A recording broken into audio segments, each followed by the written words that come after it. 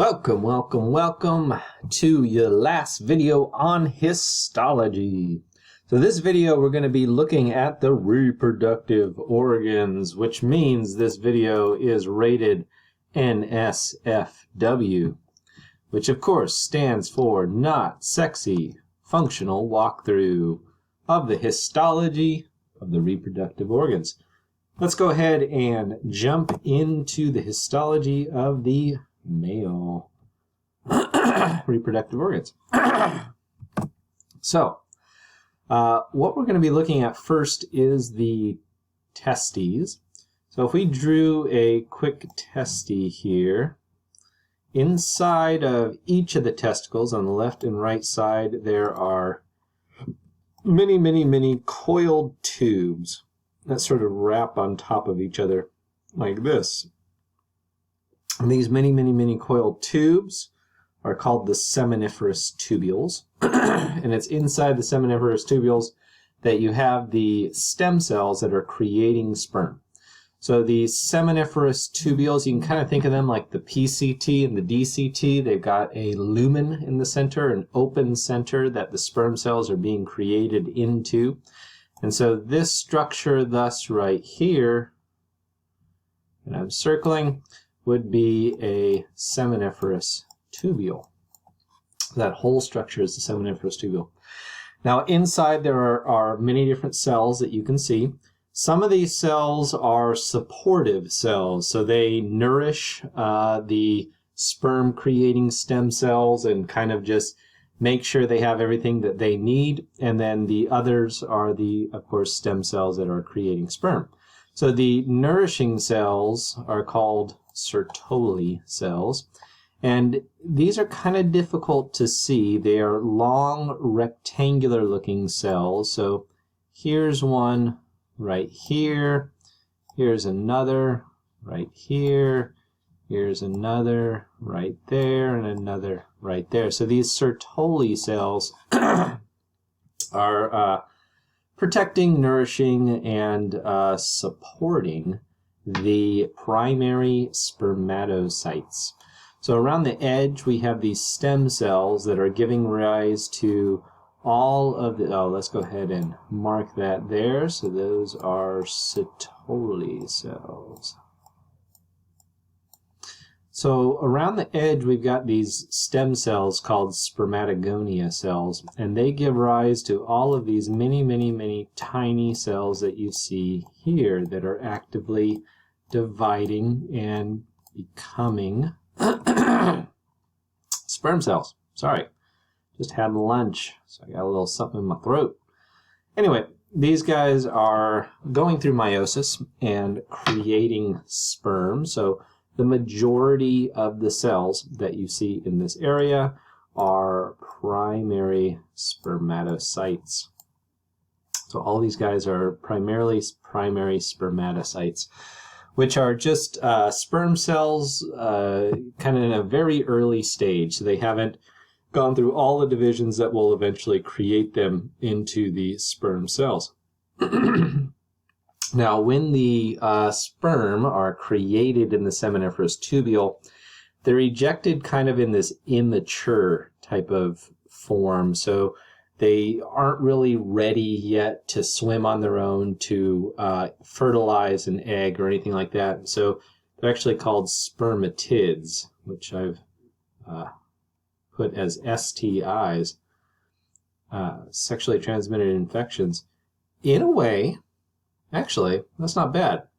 So sperm, in a way, is a sexually transmitted infection. You know, it definitely causes some changes. But anyway, so all of these guys here, let's go ahead and pick a different color, orange.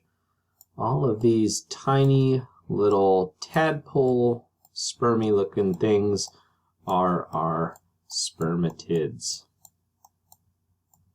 So these will eventually all be swept into the epididymis, and in the epididymis they are going to mature into mature sperm cells that can then swim and fertilize eggs and things like that.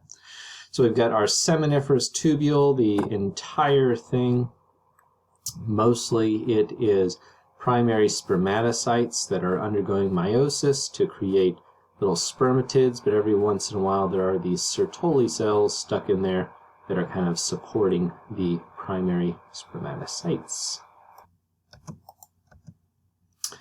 The next thing that we're going to take a look at with the male reproductive organs is the penis. Probably the most unflattering view of the penis. It has been severed in a transverse cut, so basically cut in half, like chopping off the end of a cigar.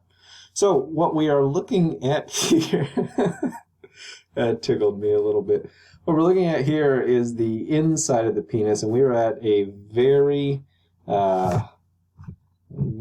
unmagnified view. So this would be the entire penis here. And the penis has these structures in it that allow it to engorge and to erect. And these structures mostly erect because they are going to be filled with blood. And so thus we do need a large artery like this one right here that is going to be bringing blood to the penis to cause the erection. So this is the central artery. There's another one over here, but it is less defined than this one over here. And the central artery is usually closed. So blood is not going through there, it's going through other kind of peripheral arteries to get to this area and supply blood to these cells. But during an erection, the central artery is going to open and allow massive amounts of blood to come into this area. So this area here, all of these spongy tissue and all of this spongy tissue is our corpora cavernosa. So these are the spongy tissues that will become very leaky to blood, so blood's going to fill up all of these little openings here, and that is essentially what is going to stiffen the penis during an erection. So the corpora cavernosa, their job is to fill with blood to cause the erection. Now when that happens, it's going to put a lot of downward pressure on the bottom part of the penis. And the bottom part of the penis has the urethra in it. So let's go ahead and find the urethra. Here is the urethra. So this is where urine is usually being transmitted, but of course during an erection, urine is stopped and only semen will be coming through here. Now if these two big tissues up here become erect, they're going to put this downward pressure on this area, and that could close the urethra and kind of be counterproductive to the expelling of semen and sperm. And so around the urethra you have another spongy tissue, this one here. And this spongy tissue is the corpus spongiosum. The corpus spongiosum completely surrounds the urethra, so when it engorges with blood during an erection, so when it swells, it's going to produce this kind of pressure outwards, like this. And so what it's essentially going to do is counter the pressure coming down from the corpora cavernosa to maintain the opening of the urethra here. So we've got our central artery supplying blood to this area. We've got all of this spongy tissue here that is going to be filling with blood to cause the erection. This is the corpora cavernosas. And then down here we have the corpus spongiosum that also erects in order to keep our urethra open and ready for business. So that's it for the histology of the male reproductive organs. Let's go ahead and move on to the histology of the female reproductive organs. So what we have here, this entire thing, is actually an ovary. If we take a look at them in the cadaver, they are not large. Think like a large almond or a small walnut. That's about how big the ovaries are. So they're not a very large organ. And inside the ovaries, we have massive amounts of oocytes, or egg cells. So these oocytes hang out inside of the ovary. We'll talk about how the oocytes are created. They're created a little bit different from sperm cells, but they also are created from stem cells as well. So the ovaries here are kind of just the holders of the many different oocytes.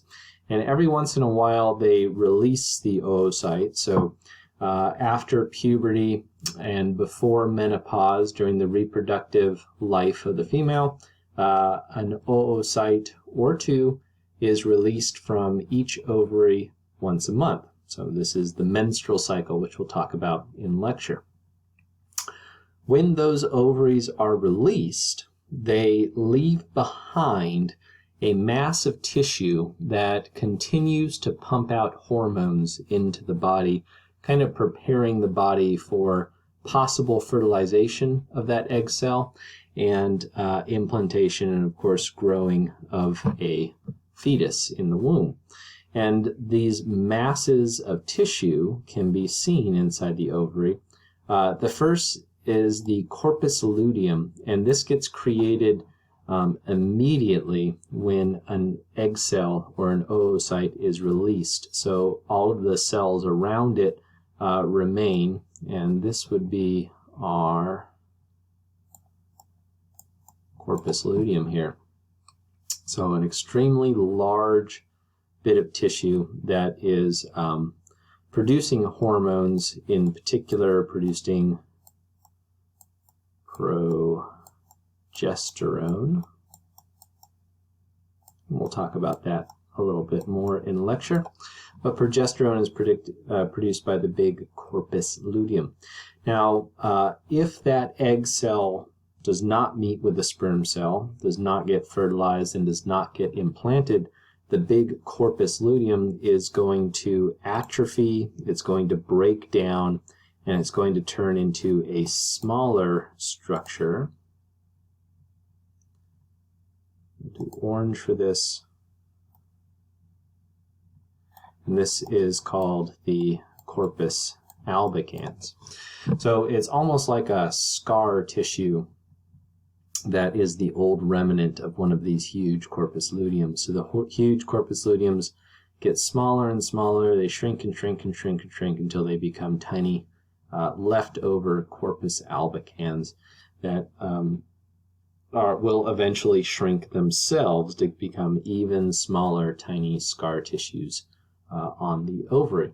But the release of just one egg cell causes these huge changes in the ovary every month. So if we get a little bit closer, then we can begin to find these egg cells.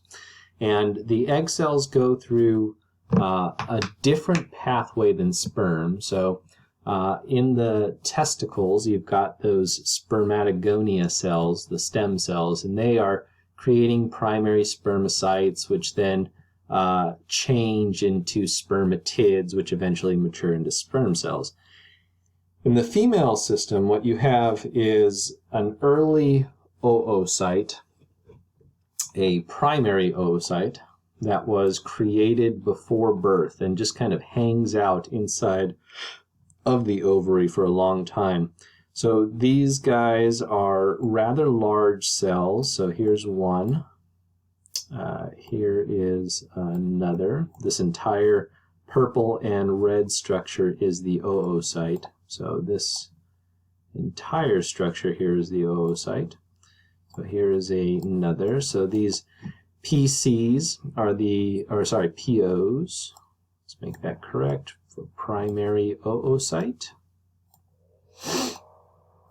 So these primary oocytes, very large cells that are hanging out kind of in an immature type of stage before they are transformed into more mature cells that can get fertilized by a mature sperm cell.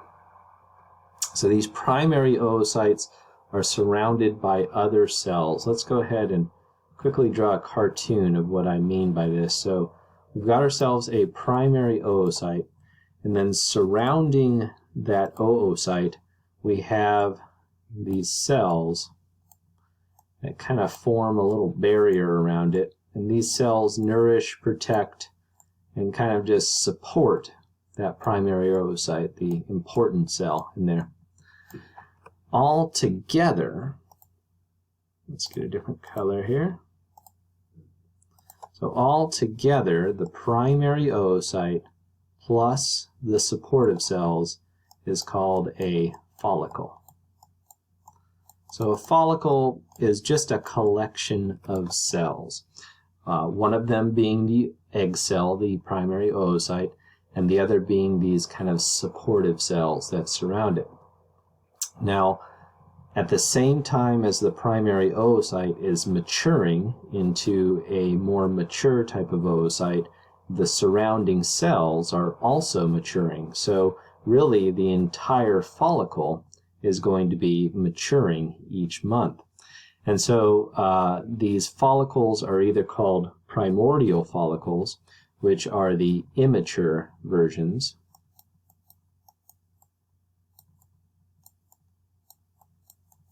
so these are the follicles that like laugh at fart jokes and things like that. So the primordial follicles, we're going to draw a blue square around them. The way that you can tell a primordial follicle is because the support cells around that primary oocyte are more of a squished, squamous looking cell. So here is a primordial follicle. Another one with more squished looking squamous cells would be this guy right here. So this would be a primordial follicle.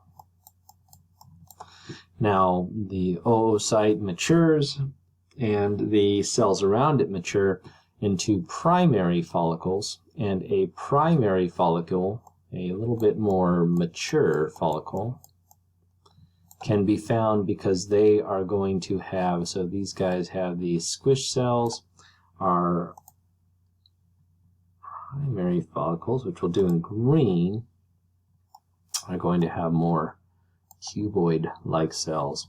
So here is a very nice primary follicle. Oops. Let's get the old eraser. There we go. PRF. So those cube-like cells. Here's another nice PRF.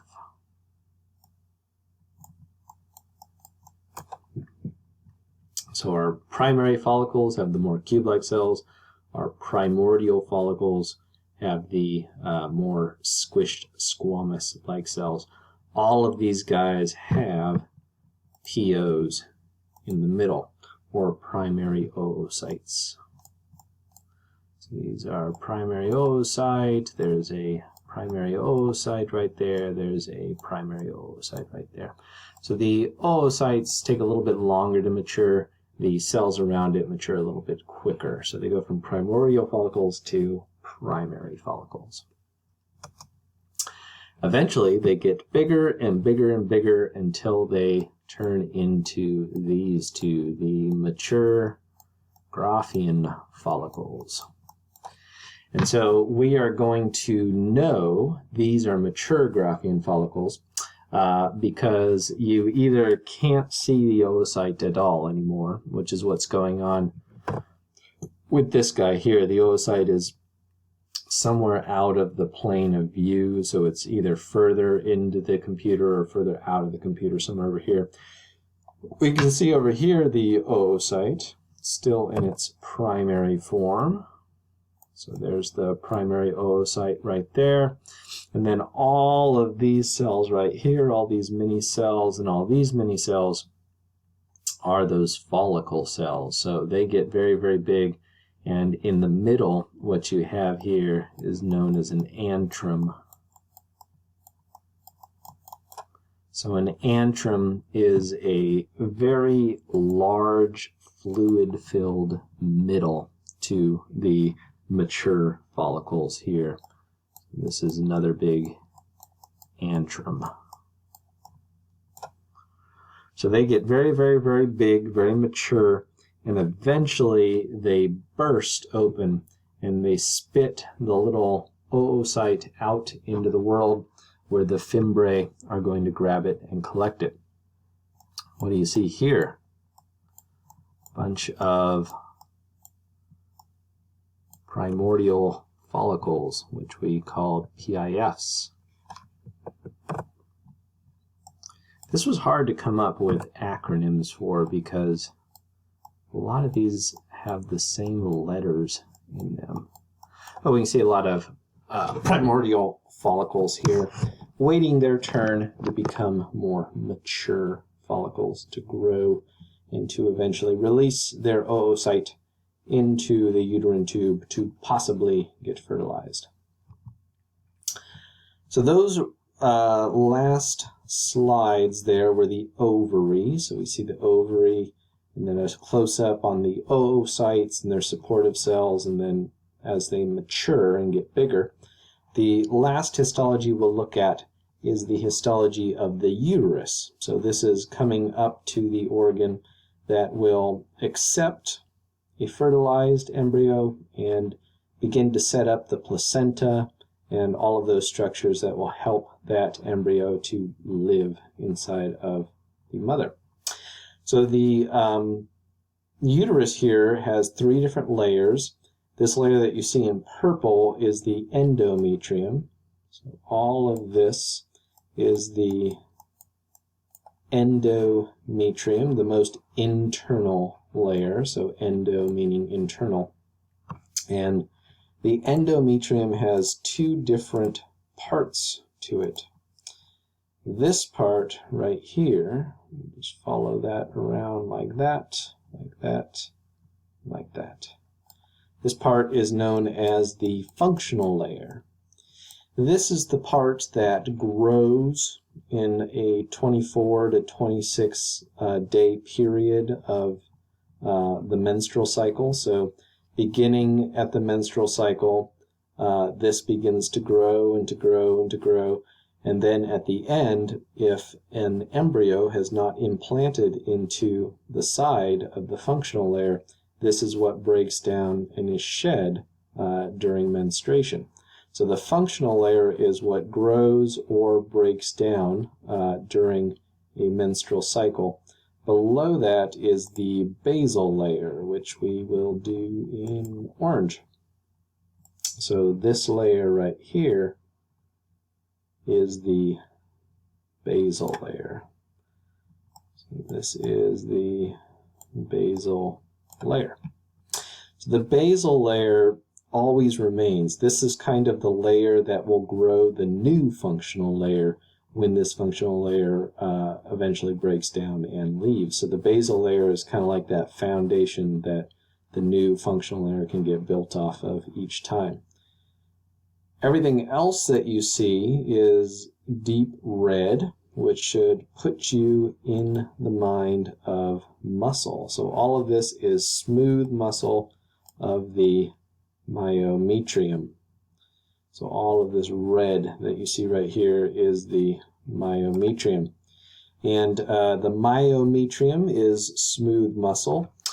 This is going to help in many different ways, but mostly what it does is cause the contractions that you feel during pregnancy. Is this smooth muscle getting stimulated to contract, to push downward, and to push the baby out in those kind of rhythmic contractions that happen during pregnancy. So the myometrium, as you can see, very thick because it's got a big job to do. So that is the histology of our reproductive system. And follow along on the file. Make your own notes and identifications and turn that sucker in for the final lab. Email as always if you have any questions.